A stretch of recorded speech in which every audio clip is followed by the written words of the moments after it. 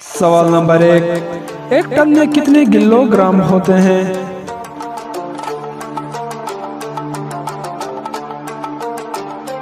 सही जवाब है 1000 किलोग्राम।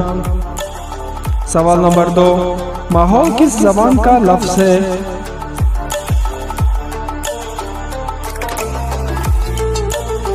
सही जवाब है अरबी। सवाल नंबर 3, कॉकरोच का खून का रंग कैसा होता है?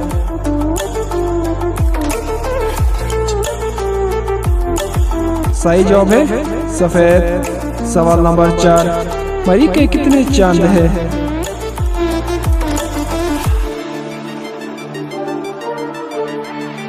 सही जवाब है 2। सवाल नंबर 5, चांद पर सबसे पहले कौन सा खेल खेला गया था?